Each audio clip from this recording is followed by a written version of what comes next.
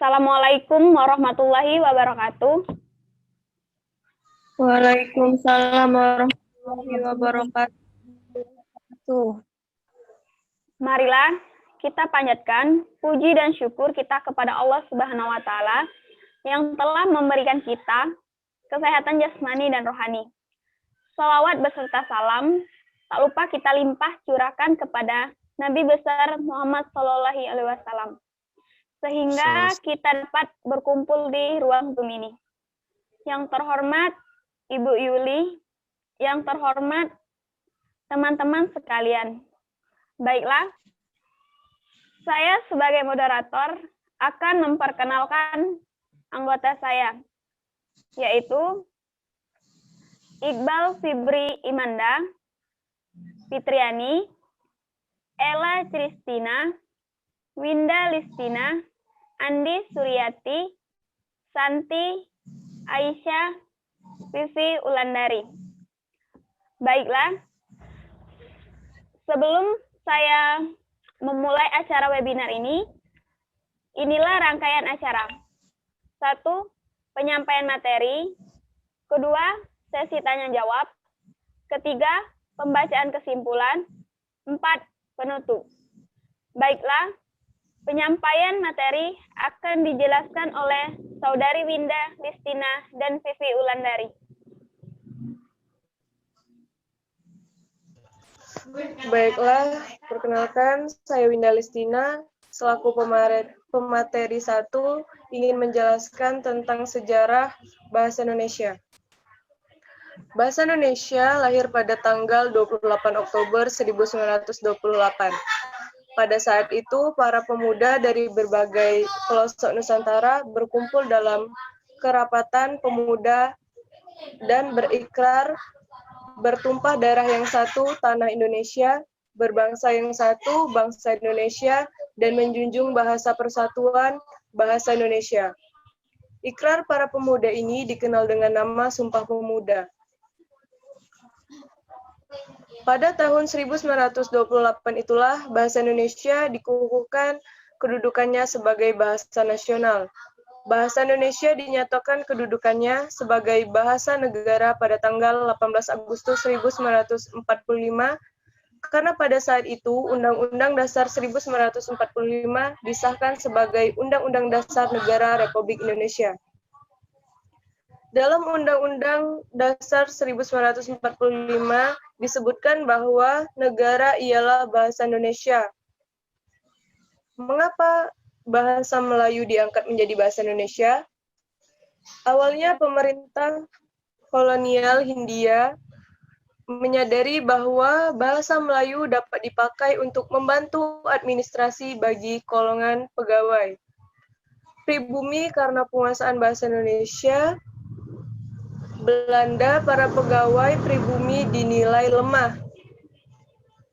Dengan menyadarkan diri pada bahasa Melayu tinggi, sejumlah sarjana B mulai terlibat dalam standarisasi bahasa. Promosi bahasa Melayu pun dilakukan di sekolah dan didukung dengan penerbitan karya sastra. Peresmian nama-nama bahasa Indonesia yang pertama adalah sejarah. Bahasa Indonesia merupakan salah satu deal temporal dari bahasa Melayu yang struktur maupun kazonahnya sebagian besar masih sama atau mirip dengan dialog-dialog temporal. Sekian penjelasan saya, akan dilanjutkan oleh Pipi. Assalamualaikum warahmatullahi wabarakatuh. Perkenalkan, nama saya Pipi Ulandari. Saya sebagai pemateri 2. Baiklah, saya akan melanjutkan penjelasan materi dari Winda Listina. Pada tahun 1908, Budi Utomo yang merupakan organisasi yang bersifat kenasionalan yang pertama didirikan di tempat terhidupnya kaum terpelajar bangsa Indonesia dengan sadar menuntut agar syarat-syarat untuk masuk ke sekolah Belanda diperingat. Pada kesempatan bermula abad ke-20, bangsa Indonesia dalam tuntunan dan keinginan akan penguasaan bahasa Belanda, sebab bahasa Belanda merupakan syarat utama untuk melanjutkan pelajaran, menambah ilmu pengetahuan berat Serikat Islam, namun bergerak di bidang sosial dan politik. Juga sejak terdirinya sekitar Islam yang bersifat non-kompetitif dengan pemerintah Belanda di bidang politik, agar tidak pernah menggunakan bahasa Belanda. Bahasa yang mereka gunakan ialah bahasa Indonesia. Mulanya badan ini bernama Komisi for Sektor. Buku-buku mulai juga membiaskan menjadi hasil yang diperoleh dengan didirikannya Balai Pustaka terhadap perkembangan bahasa maupun menjadi bahasa Indonesia dapat disebut sebagai berikut. Perkembangan bahasa Indonesia di masa reformasi. Muncul masa bahasa bertambahnya jumlah kata-kata singkatan, akronim, atau banyak penggunaan istilah-istilah asing. Memperkenalkan istilah baru, kata-kata dan ungkapan baru seperti korupsi, kolusi, nepotisme, kroni, konspirasi, produktif, konsolidasi, provokator, arogan, hujat, makar, dan sebagainya. Bahasa Indonesia sudah mulai bergeser bahasa kedua setelah bahasa Inggris ataupun bahasa gaul. Selain itu, dipengaruhi pula oleh media iklan maupun artis yang menggunakan istilah baru yang merupakan penyimpangan dari kebenaran cara berbahasa Indonesia. Kedudukan dan fungsi bahasa Indonesia. Kedudukan dan fungsi bahasa Indonesia yaitu sebagai bahasa persatuan, alat penghubungan antar daerah dan antar budaya, bahasa nasional, bahasa resmi, bahasa budaya, dan bahasa ilmu, sebagai bahasa pengantar di lembaga-lembaga. Terima kasih.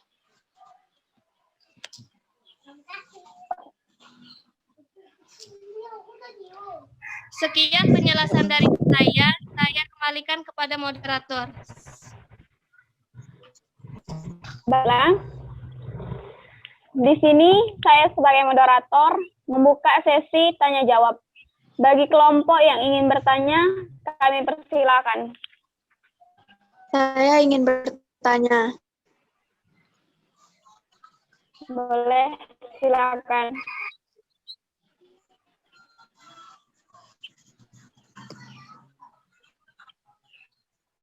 Saya Tasya Tri Effendi, perwakilan dari kelompok 1. Saya ingin bertanya kepada kelompok 5.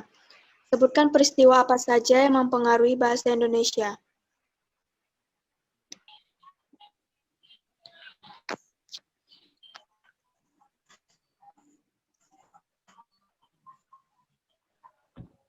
Baiklah, untuk saudari Tasya Tri Effendi, berikan kami waktu untuk menjawabnya. Terima kasih.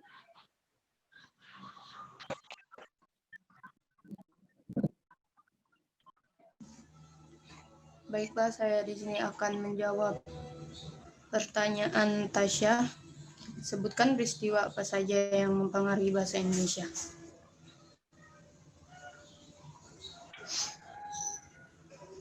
Kedudukan dan fungsi bahasa Indonesia yaitu 1. Sebagai bahasa persatuan atau alat penghubung antar daerah dan antar budaya. 2. Bahasa nasional 3 bahasa resmi, 4 bahasa budaya dan bahasa ilmu, 5 sebagai bahasa pengantar di lembaga-lembaga pendidik.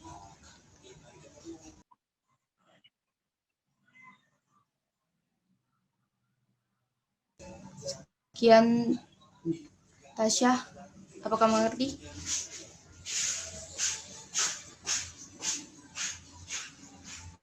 Ya, mengerti. Ya, makasih.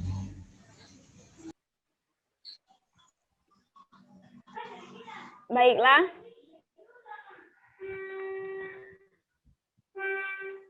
Baiklah, saya sebagai moderator ingin menyimpulkan materi dari makalah kami tentang sejarah bahasa Indonesia. Sebelum lahirnya bahasa Indonesia, bahasa Melayu diangkat sebagai bahasa Indonesia pada awalnya. Namun, pemerintah kolonial Hindia Belanda menyadari bahwa bahasa Melayu dapat dipakai untuk membantu administrasi bagi kalangan pegawai pribumi, karena penguasaan bahasa Belanda para pribumi dianggap lemah. Jadi, pada tahun 28 Oktober 1928, bahasa Indonesia lahir pada saat itu. Para pemuda diberi berbagai pendosok Nusantara berkumpul dalam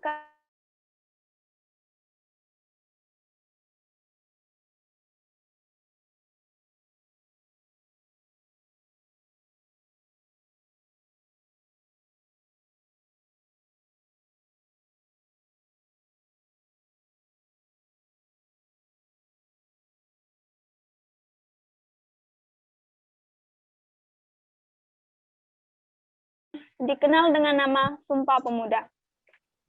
Baiklah, itulah kesimpulan dari makalah kami. Sebelum saya menutup acara webinar pada hari ini, bila ada kata-kata yang kurang berkenan di hati teman-teman sekalian, saya sebagai moderator, perwakilan dari kelompok 5, ingin meminta maaf yang sebesar-besarnya jika ada kesalahan.